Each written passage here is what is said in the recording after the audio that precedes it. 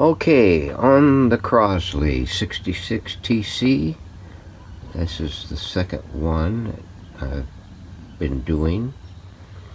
We got the caps replaced. At the same time we were doing the wiring. And we managed to get it to this portion, to the power section up here.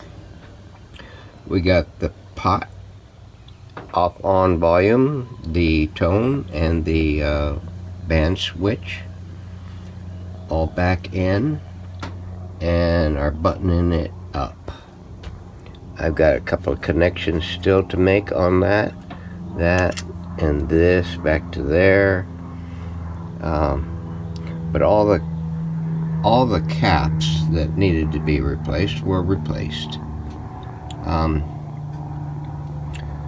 I still got to dress this little corner out. I got to put those E-caps back in there and get them finalized and locked in.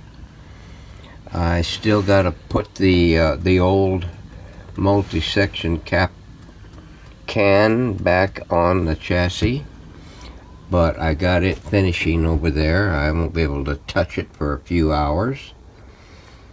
Let's see. There is a capacitor that I didn't have in my stash that I need to put in here. Yes, if I can get this in a better orientation. That I need to get in here. Grab my ladder. And it goes from the grid here to up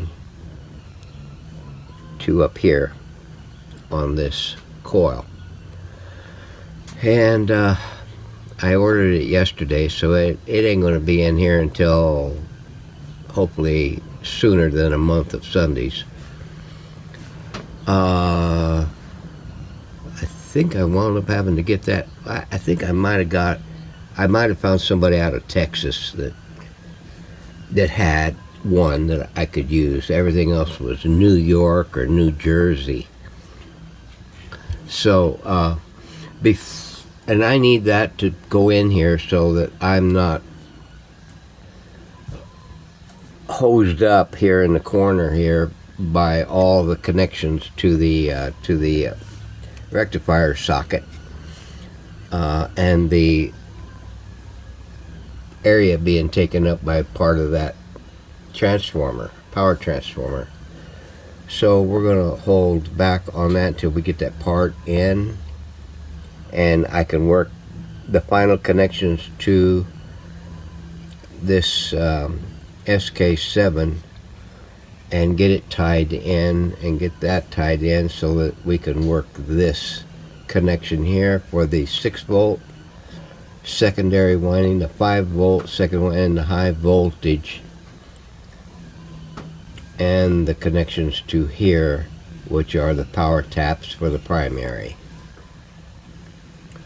So, but other than that, the chassis is coming along, singing a song, but not side by side. So, yeah, it's a good thing too. I'm running. I had just enough yellow that I could get done what I got done there. So, that is moving along. So I'm not going to do anything up top here until after the transformer gets loaded up, and I need to do the basket, the shielding basket for this thing. That's something else I can do right now. So we'll go out and we'll take a look at the cabinet to see if I'm doing anything with that. So stand by. Alright, here's the cabinet.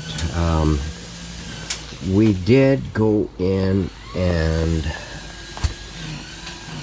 we did glue up all of these edges here on both sides, and get them re-glued up. Any of the edging along here that might have been somewhat loose, we've got glued up, and there's a little that I missed right there. But what I wanted to do was, because I'm still going to go over this with something, and then it's going to get a dark finish on it.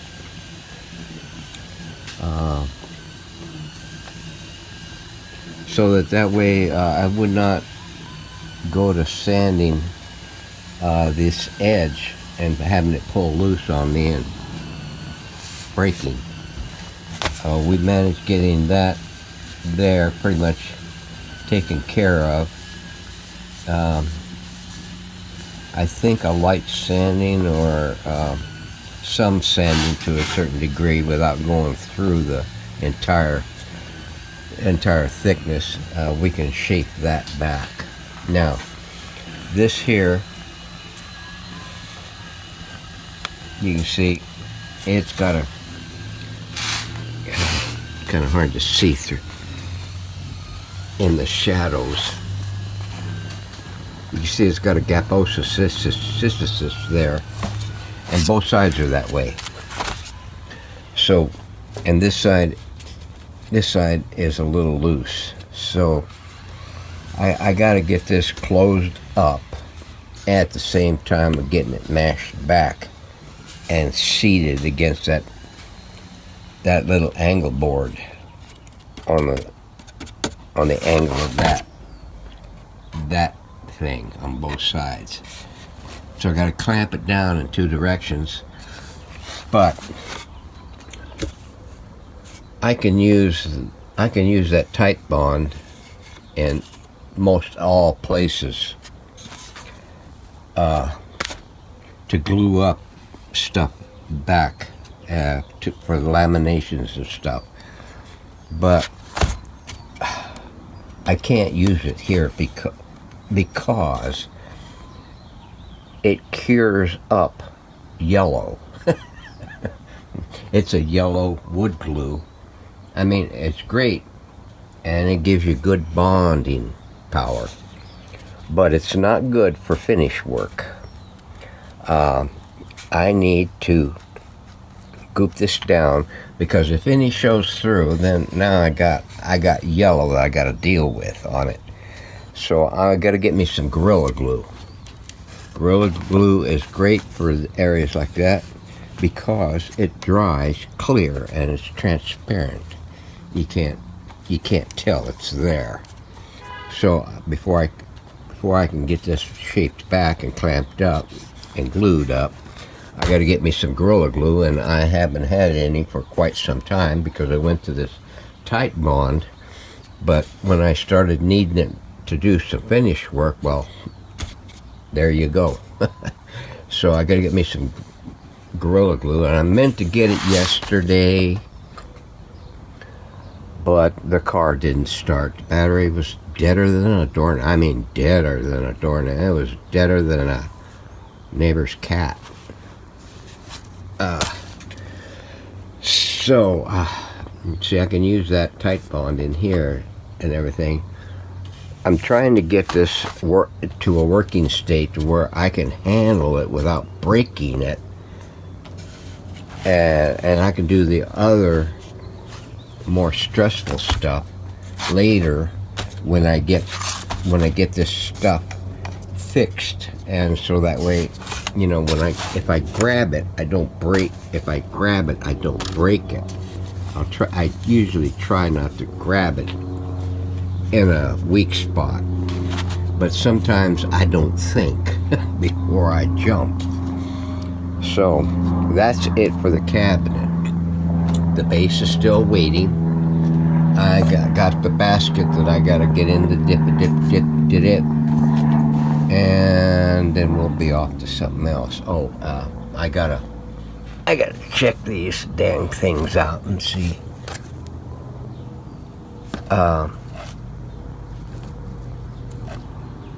and get them stripped and cleaned off, and see if they're still a good candidate to go back on without having to remake. I had to remake it on the other 66 TC. I think I had to remake both sides or one side of it. You'd have to look at the videos in order to tell. So that's it. We're out of here. So see you on the next segment.